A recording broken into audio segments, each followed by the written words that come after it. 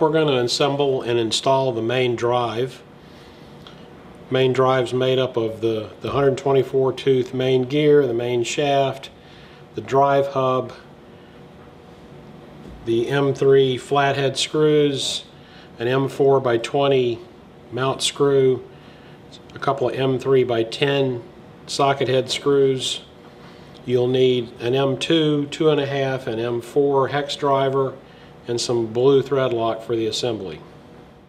We're going to start off by installing the 124 tooth main gear on the main hub. You can see the main hub has a shoulder on it.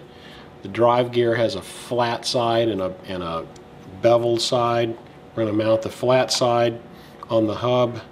You align the threaded holes. You take the M3 flathead bolts.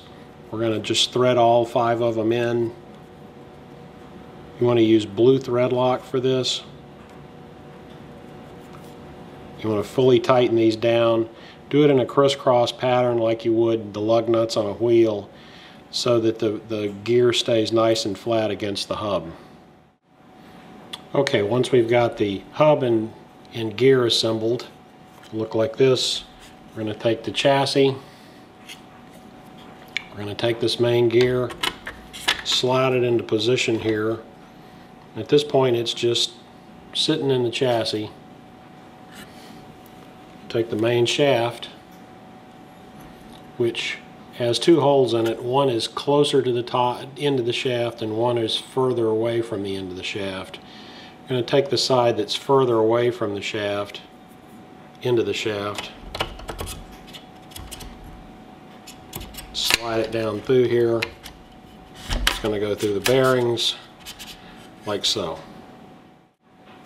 Once the shaft is through the bearing blocks, you want to turn the hub so that the flat side is facing you.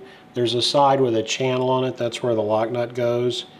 You want to adjust the main shaft up and down as necessary to get the holes lined up between the hole in the shaft and the hole in the hub. And we're going to put the main 4mm mount bolt through here and then put the lock nut on the other side. You should be able to see the lock nut in the hub.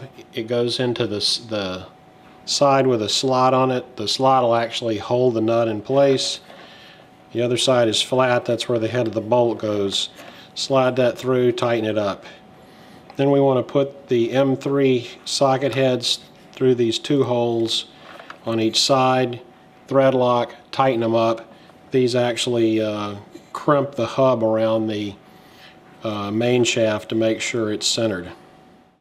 Once you got all the bolts on the main hub tight, thread locked, the last part of this we're going to do is adjust the play in the main shaft. It will have some. You may remember that this bottom bearing block, we never tightened up, we've left it loose. Well, here's where we're going to tighten that up.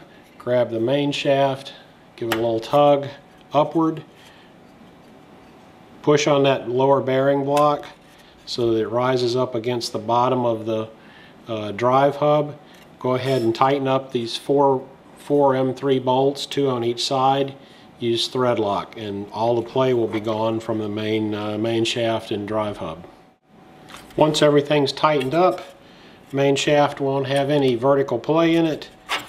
The gear will rotate very freely. It's going to be freer later once it gets some run time on it. But if everything on the clutch and engine is in the right mount holes, this will rotate very freely. If this is very stiff or very hard to turn, go back and check where you've mounted the clutch, bearing block, and the engine into which mount holes, because there's probably an error there. Either one or the other or both is in the wrong place, because otherwise this will be very, very free moving. That completes the bulk of the chassis assembly. Next, we're going to work on the rotor head and the control system.